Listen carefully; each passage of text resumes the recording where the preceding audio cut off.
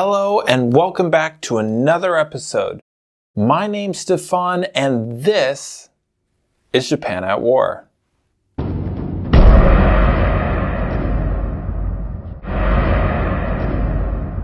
Last time, the Korean king had snuck out onto the road towards Yongbyon. The commander-in-chief Gim Myeong-won, though, had been ordered to stay behind and mount a defense, with government ministers Yoon Tu-soo and Yi Won-ik. Between the three of them, they had around 10,000 soldiers. But this wouldn't be enough.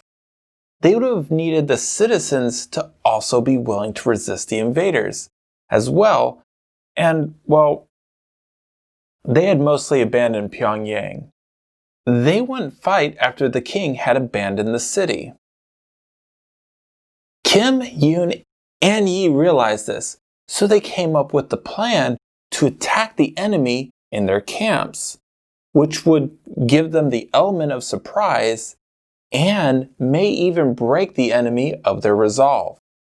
The plan would involve them ferrying men across the river in the middle of night. Scouts had told them that the Japanese weren't on alert, and with the cover of darkness, their surprise attack would almost certainly succeed. It was actually a great plan. But they made one fatal mistake, misjudging how long it would actually take them to ferry all the men across river. By the time the commanders had all their men over it, it was nearly morning, and they attacked still. The attack on the first camp was very successful. Hundreds of Kanishi's men were killed, and several horses were also captured.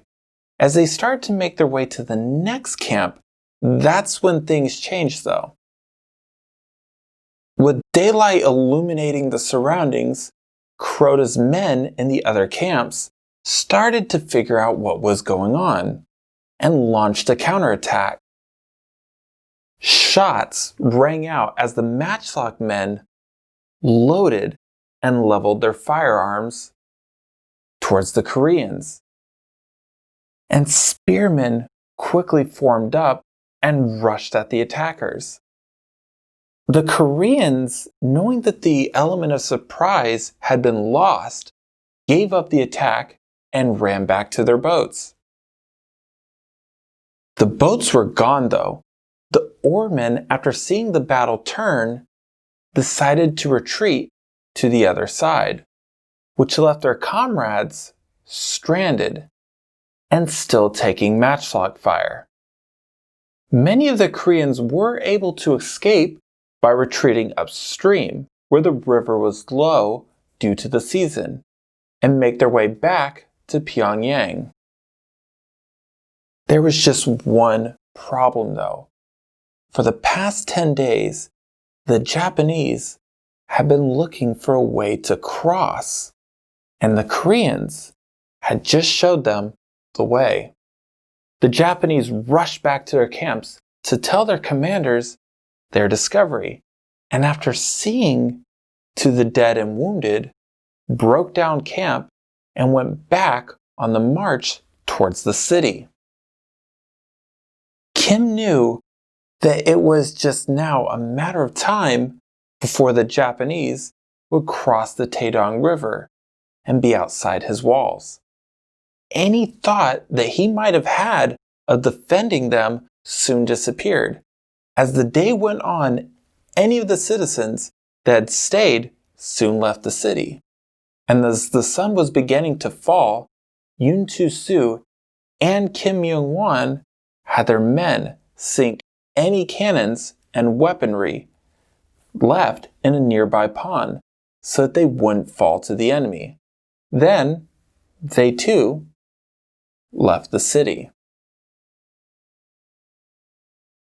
Gim Myeong-won went 20 kilometers north to Sunan to regroup his men, while Yoon Tu-soo rushed ahead on horse to report to the king that the city of Pyongyang had fallen.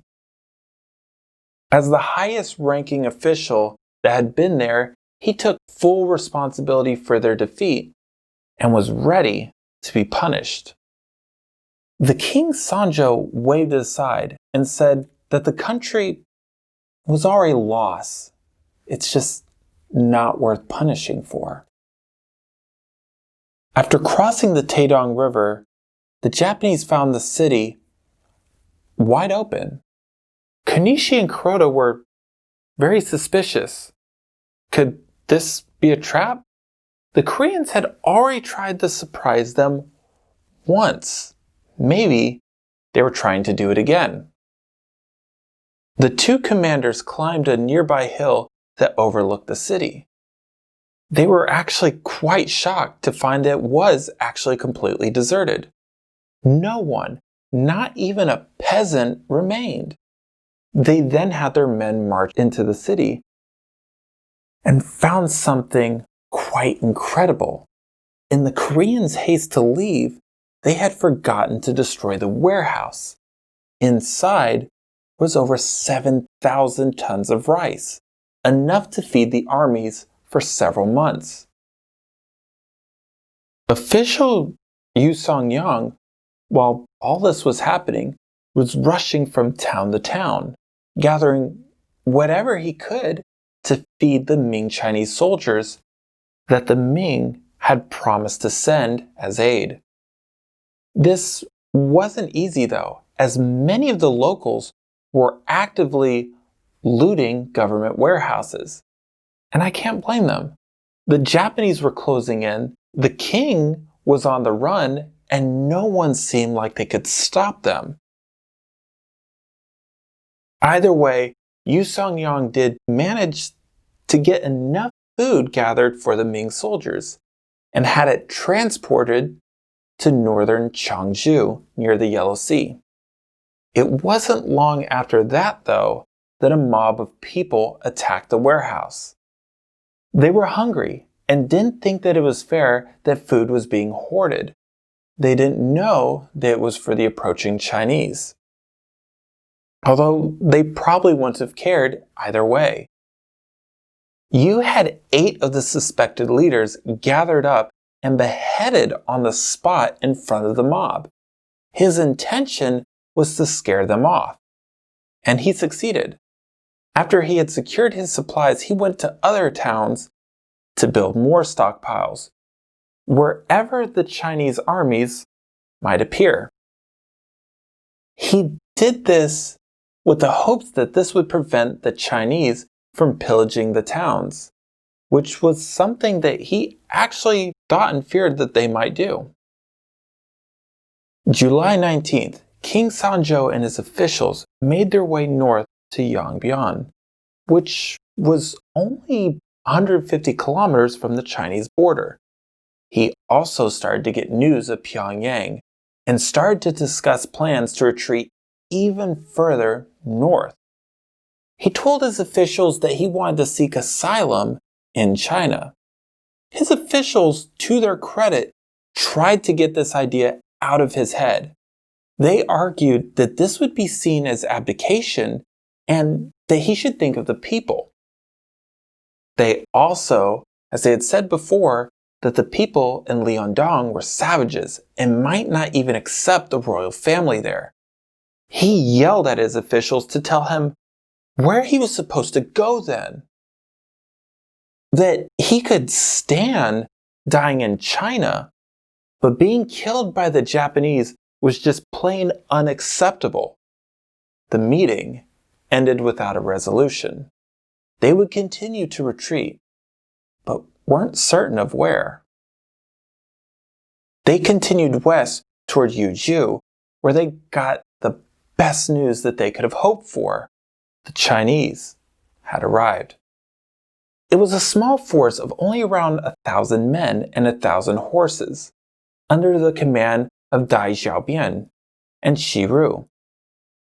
But it was a sign that the Chinese hadn't abandoned the Koreans.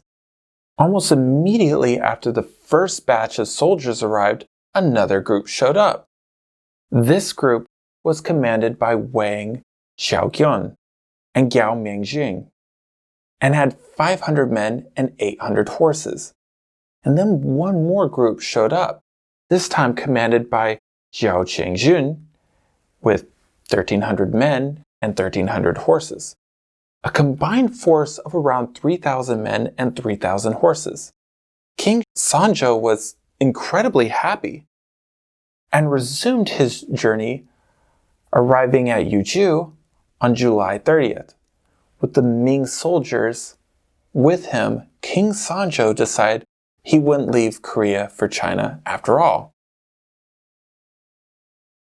And this is where we will leave you. A great plan, poorly executed. The king almost giving up entirely and leaving to China. Now, in what could be argued the king's most desperate hour, the Ming finally arrive. Would they be his salvation? Find out in the next episode of Japan at War. See you then.